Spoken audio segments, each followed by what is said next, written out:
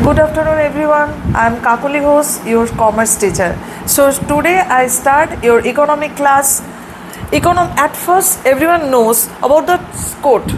Okay, this is your code, that is 030. That is your economic codes.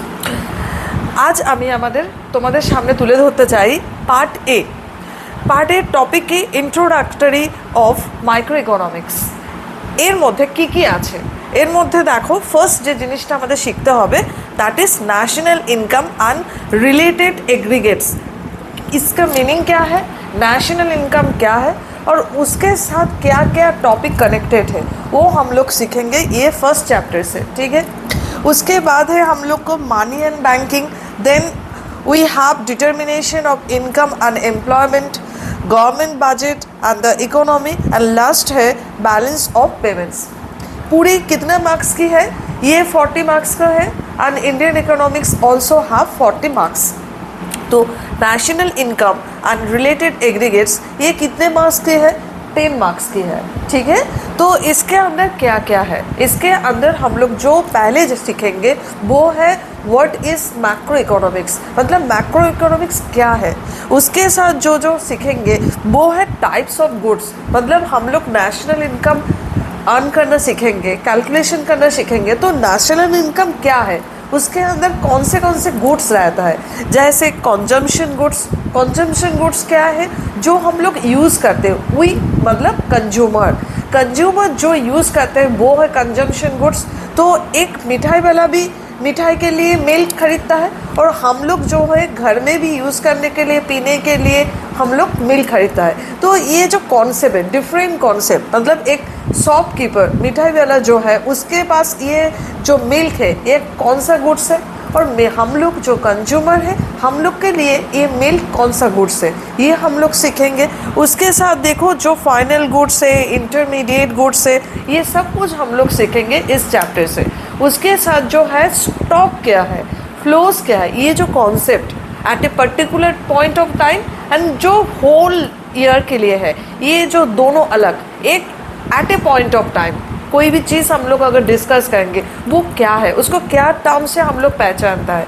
And जो flows है, flows के मतलब क्या है पूरे साल, दैट इज़ फ्लोज।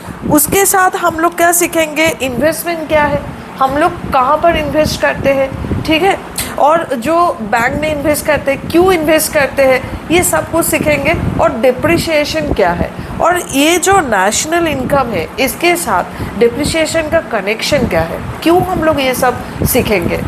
उसके साथ हम लोग ये जो इकोनॉमी मतलब क्या है, इकोनॉमी मतलब 2 सेक्टर इकोनॉमी, 3 सेक्टर इकोनॉमी जो हम लोग का कोर्स के अंदर है।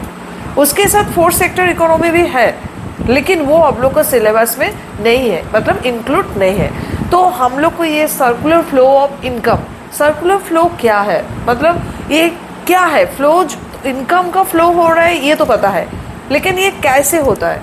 अगर 2 सेक्टर इकोनॉमी है तो उस 2 जो है क्या है, मतलब 1 + 1 तो 1 सेक्टर क्या है एंड दूसरे सेक्टर वो से, ठीक है।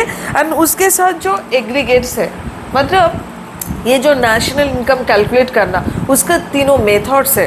तो हम लोग बहुत सारी चीज़ हम लोग सीखेंगे, जैसे जीडीपी, एनडीपी, मार्केट प्राइस मतलब एमपी, फैक्टर कॉस्ट, ये इतने सारे एग्रीगेट्स है, मतलब 8 है। तो ये सब कुछ हम लोग सीखेंगे इसी चैप्टर से। तो पहले इस चैप्टर को सीखने के लिए ये कॉन्सेप्ट को हम लोग को क्लियर करना पड़ेगा। तो इकोनॉमिक्स ये ऐसे सब्जेक्ट है जिसमें मार्क्स बच्चे लोग को बहुत ज़्यादा आते हैं। हमारा जो पिछले साल में है उसमें इकोनॉमिक्स में सबसे अच्छे मार्क्स आई है बच्चे लोग का, अबव 97, 98 ऐसे मार्क्स भी बहुत बच्चे लोग को मिला है।